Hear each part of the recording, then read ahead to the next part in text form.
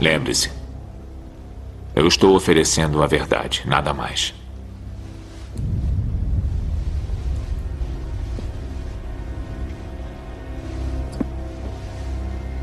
Para ninguém dizer que não teve acesso a isso, e pode reproduzir de montão. As TVs estão ensinando abobrinha para o povo. O senhor tem algum documento para dizer que tem liderança evangélica envolvida com maçonaria? Sim, sim. No dia 18 de outubro, eu entreguei para os irmãos copiarem. Aí ele cita o nome de todas as lideranças evangélicas na maçonaria. Para mim, eu falei, mas por que você não foi abrir com o Bispo Macedo? Por que você não foi abrir com o Caio Fábio? Com o Fanini, com o Fausto Aguiar de Vasconcelos? Por que você não foi abrir com o Silas Malafaia, com o Guilhermino Cunha, com o José Wellington Bezerra, o presidente das Assembleias de Deus, Pedrosa? Todos esses homens estão lá na maçonaria comigo. Ameaçado de morte, não foi pelo beira-mar, não. Ameaçado de morte por pastores. Pô, para com isso. Agora, o que tem isso a ver com cristianismo, com cristão? Meu Deus do céu, olha, cadê a câmera? Eu quero falar aqui direto para a câmera. As nossas lideranças evangélicas, o povo evangélico está sabendo quem está lá dentro.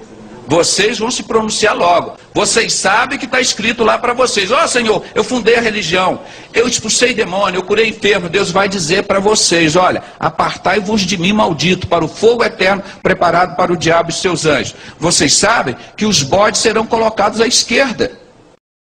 Eles vão ser jogados no inferno. Não tem, a palavra de Deus é clara. Não vem com conversa fiada, dizer que não sabe, que lá o diabo se transfigura em figura de pessoas. Se você trouxer um satanista aqui entrevistar, ele vai dizer que o diabo dá dinheiro para ele, que curou ele de diversas doenças. Por quê? Isso é poder oculto. Nós estamos discutindo, isso existe. O anticristo, ele vai morrer e vai ressuscitar. Isso é impunidade, isso é injustiça. Olha aqui do lado o convite da Ku Klux Klan para uma noite evangelística.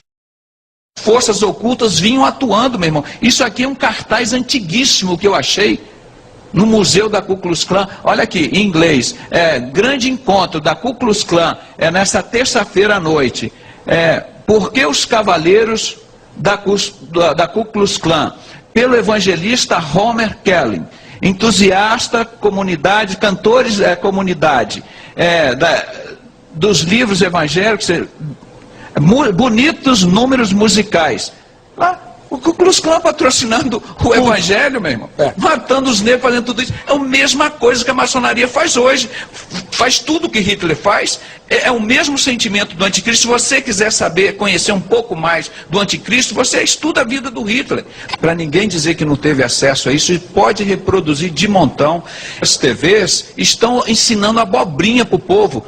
O senhor tem algum documento para dizer que tem liderança evangélica envolvida com maçonaria? Sim, sim. No dia 18 de outubro de 2001, um ano depois que fui levado para o hospício como doido, o Stefan Saad, eu distribuí 3.500 livros Maçonaria e Fé Cristã, de John Scott Horrell. E um desses livros... E um desses livros caiu na mão do pastor Saad. Ele saiu da maçonaria em 95. Em 2005 eu fiz o primeiro encontro com o pastor Paulo Pimentel. O primeiro encontro com o pastor Paulo Pimentel, de ex-maçom, no apartamento de 2 quartos lá na Tijuca, que os irmãos me conheceram. Isso que é intrepidez e ousadia. Um homem sozinho, pequeno, nós fizemos. E o Saad esteve lá, pastor. Ele saiu da maçonaria e me entregou, ameaçado de morte. Não foi pelo beira-mar, não. Ameaçado de morte por pastores. Ele me procurou, eles estão querendo me matar. Eu socorri, como já socorri vários pastores.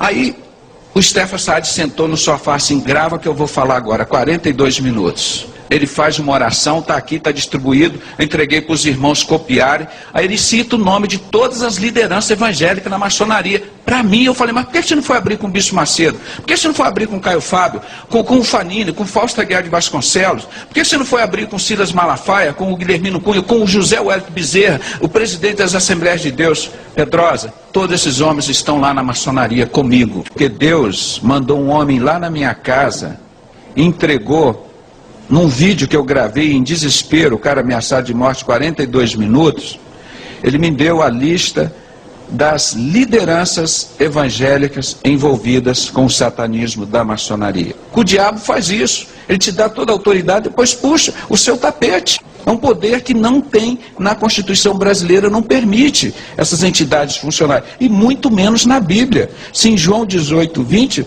pastor Jesus disse, e respondendo-lhes Jesus disse, eu sempre ensinei nos templos e nas sinagogas, onde reúnem todos os judeus, e tudo falei abertamente, e nada disse em oculto. Como é que o cristão vai viver de ocultismo? Nós, como vemos uma criança lá quietinha num canto, você pode saber lá que ela está fazendo coisa errada. Não é? Então esse ocultismo não tem lugar no ministério, na igreja de Cristo. Forças ocultas por trás dos grandes acontecimentos históricos do Brasil. A revelação é deste médico. José Renato Pedrosa acusa a instituição de satanismo e diz que os maçons vêm manipulando a humanidade no decorrer da história. Os homens mais ricos da face da terra são os maçons. Porque Deus mandou um homem lá na minha casa, entregou, num vídeo que eu gravei em desespero, o cara ameaçado de morte, 42 minutos, ele me deu a lista das lideranças evangélicas envolvidas com o satanismo da maçonaria. Pastores maçons.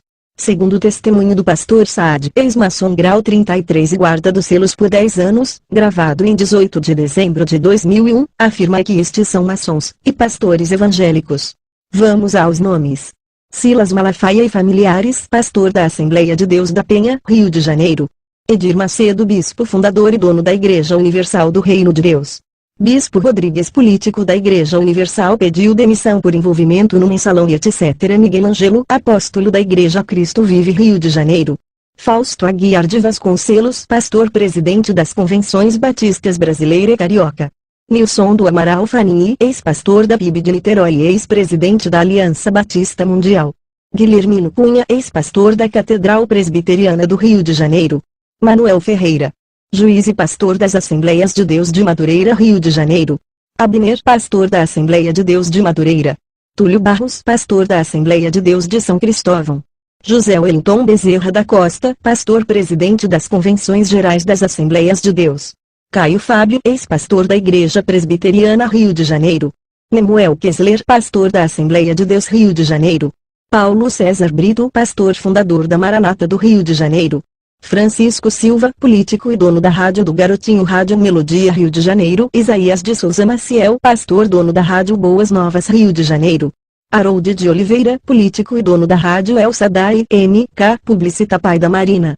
Alberto Brizola, político e radialista, ex-marido da Marina de Oliveira, Rio de Janeiro. É estranho, pois todos citados na listagem, são grandes líderes evangélicos, que divulgam o Evangelho de Cristo e ajudam na obra de Deus e salvam muitas almas. Alguns possuem programas na mídia ajudando a divulgação do Evangelho de Jesus Cristo.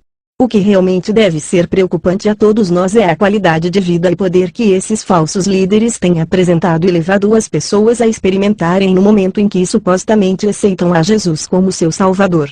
Esses irmãos usurpam uma falsa liderança e se estabelecem líderes do povo Laodiceia. Vejam só comigo o que pode estar acontecendo.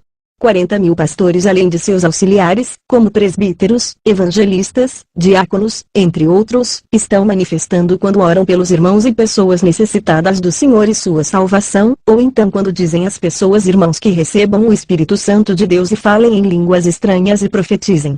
Raciocinem comigo como essas misturas com espíritos malignos anticristãos estão trazendo milhares e milhares de experiências malignas para os ajuntamentos cristãos, ao invés de estarem recebendo o Espírito Santo, estão compartilhando entre si com espíritos enganadores e manifestações que imitam as coisas de Deus, que não é difícil de ver, pois estão produzindo vazios e falta de mudanças no caráter do homem, estão blasfemando contra o Senhor Jesus. Quebraram o governo do espírito pelo governo do homem. Imagine você ser o dono da casa e não poder entrar em sua própria casa, ficar literalmente fora. Veja o que uma aparente e simples aliança pode fazer. Você pode me perguntar, mas a salvação não é individual? E o cuidado do Senhor também não é individual? Digo que tem razão. A salvação nos é apresentada mediante ao Espírito Santo, nos convencendo do pecado, da justiça e do juízo. Mas as multidões estão recebendo mensagens levadas por espíritos malignos que não procedem do Senhor, ou seja, não são levadas a reconhecerem seus pecados, e nem experimentarem o novo nascimento, e com isso não têm suas vidas transformadas pelo Senhor, mas viram crentes nominais, ímpios religiosos que não se converteram e nem receberam Jesus como Senhor de suas vidas, apenas propostas de receberem mudanças, cura interior e benefícios financeiros.